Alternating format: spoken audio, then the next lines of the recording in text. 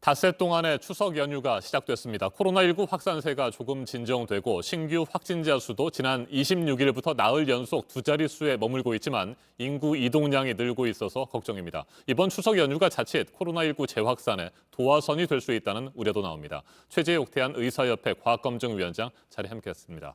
어서 오십시오. 안녕하세요. 네, 확실히 신규 확진자 수는 줄고 있잖아요. 네, 맞습니다. 어느 정도 진정된 상황이다 이렇게 볼 수는 있습니까? 네, 맞습니다. 분명한 그 사실이고요. 특히 그 재감염 지수, 확진자 한 분이 감염을 시키는 그 숫자가 1 미만이 중요한데 0.82 정도로 지난 2주간 유지되고 있어서 네. 이 추세가 계속되면 감염이 종시기까지는 아니더라도 충분히 안정된 더 적은 숫자를 줄 수 있는데 지금 추석 연휴를 앞두고 있어서 다시 재확산이 되는 것 아니냐라는 우려가 있는 것이 사실입니다. 네, 정부는 고향 방문과 여행을 최대한 자제해달라 이렇게 여러 차례 당부를 하고 있습니다. 앞서 저희가 고속도로 요금소를 연결해서 전해드렸는데 시간이 흐를수록 고속도로에 유입되는 차량이 꾸준히 늘고 있고요. 정체 구간도 곳곳에서 발생하고 있습니다. 이번 추석 연휴 정말 앞서 말씀을 하신 것처럼 고비가 될 수도 있고 굉장히 중요한 시기 아니겠습니까? 예, 물론 그렇게 말씀드리는 것도 참 민망할 네. 정도로 여러 차례 고비다 얘기를 말씀드려 죄송합니다만 국민들에게 이번 추석 연휴를 통해서 재확산이 되는 걸 넘어서 그리고 이번 추석 연휴 때 관리가 잘 되느냐 안 되느냐에 따라서 이 가을 겨울에 있을 유행성 독감과의 관련성 예방하는 데서 굉장히 중요한 시점이기 때문에 다시 한번 좀 부탁을 드려야 될 것 같고요.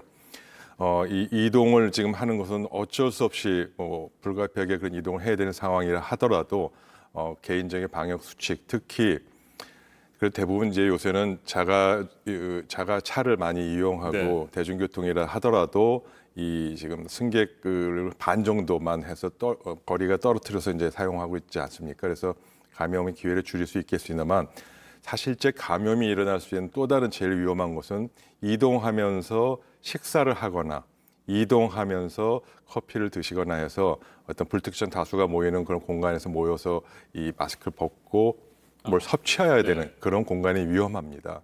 그래서 휴게소도 지금 음식점 같은 경우는 안에 못 들어가게 지금 막지 않았습니까? 그 점을 잘 지켜주시고 개인적인 식당을 이용한다 하더라도 식사를 하거나 이런 부분은 불특정 다수가 모이는 공간에서 식사를 하거나 이런 부분을 좀 피해 주시면 방역에 굉장히 큰 도움이 될 거라고 생각합니다. 네, 사회적 거리 두기 계속해서 잊어서는 안 되는 겁니다. 네, 맞습니다. 사회적 거리 두기 제일 중요하고요. 지금까지의 이 감소세를 유지하고 지금 지난 거의 한 달 반 동안 수도권 다시 제2차 대유행을 막을 수 있었던 것도 사회적 거리 두기, 국민의 참여와 협조가 때문에 가능한 부분이었기 때문에 그 점 다시 한번 간곡히 부탁드려야 될 것 같습니다. 네, 자, 전체적으로 확진자 수는 줄고 있습니다만 소규모 집단 감염은 곳곳에서 이어지고 있거든요. 이 부분에 대해서도 경계를 늦춰서는 안 될 것 같아요. 네, 소규모 집단 감염이 지금 계속 발생하고 있고요. 의료기관 또 많은 이제 소모임 이런 곳에서 발생하고 있지 않습니까? 그 이유는 이 감염 경로를 모르는 경우가 여전히 지난 2주간만 하도 20%였습니다. 20.5%였고요. 또 최고로 이것이 높아졌을 때는 28%까지 올라간 적이 있습니다. 감염 경로를 모른다는 것은 지역사회에 확진자가 잠재 감염이 계속 조금씩은 있다는 거고요. 물론 그 숫자도 많이 줄었습니다만 그런 부분들 때문에 예측하지 못한 곳에서 소규모 집단 감염은 항상 지금도 발생할 수 있고 앞으로도 발생할 수 있다는 것이 이유가 되겠습니다. 그런 면에서 당분간 이 감소세를 계속 조금 더 유지하는 것이 필요하다는 점에서 다시 한번 말씀드리고요. 특히 이 추석 대이동과 관련된 부분에서의 우려라는 부분도 그런 점에서 시작됐다. 즉 언제고 다시 폭발적으로 다시 집단 감염이 이 추석 대이동과 관련해서 발생할 수 있다는 그런 우려라는 것이 존재한다는 것을 말씀드려야 될 것 같습니다. 네, 이렇게 조심하고 방역에 신경을 쓰고요. 사회적 거리 두기도 계속 유지하고요. 이렇게 되더라도 이번 추석 연휴가 끝나고 나면 꽤 늘어날 가능성도 완전히 배제할 수 없는 상황이잖아요. 맞습니다. 이에 대한 대비도 좀 사전에 필요해 보이는데 네. 어떤 준비가 중요하겠습니까? 예, 맞습니다. 굉장히 중요한 지적이시고요. 불가피하게 반드시 어쩔 수 없이 확진자 수는 증가될 것입니다. 네. 피할 수 없을 것 같고요. 그래서 확진자 수 증가는 그래도 우리 사회가 또 우리 의료 체계가 우리 방역 체계가 관리와 통제 가능한 범위라는 부분은 다소 환자가 증가하더라도 충분히 다시 또 관리해낼 수 있습니다.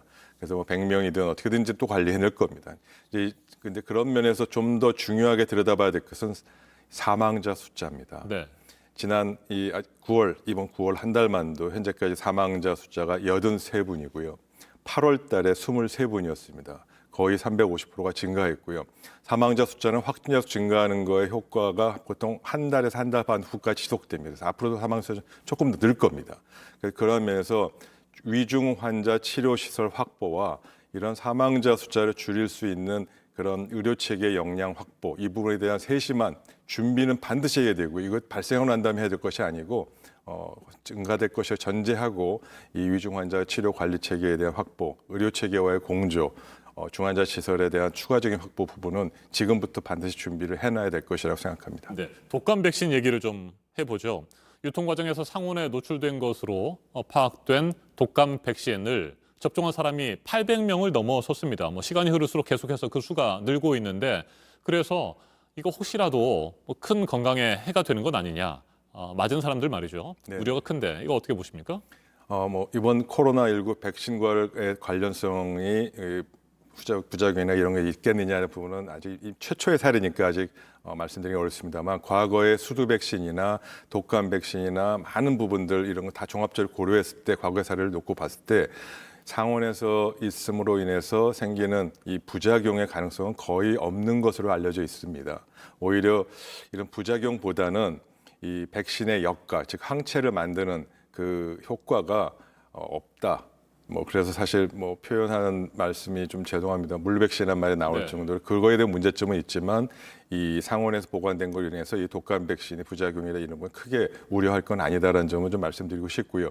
의학계에 이런 이 상온 보관으로 인한 백신 부작용 사례가 그렇게 보고된 바는 없습니다. 네. 독감 백신에 대한 두려움, 우려들을 많이 가지실 필요는 없다 이런 말씀이시군요. 네, 맞습니다. 네, 알겠습니다. 오늘 여기까지 듣도록 하겠습니다. 최재욱 대한의사협회 과학검증위원장이었습니다. 말씀 잘 들었습니다. 감사합니다.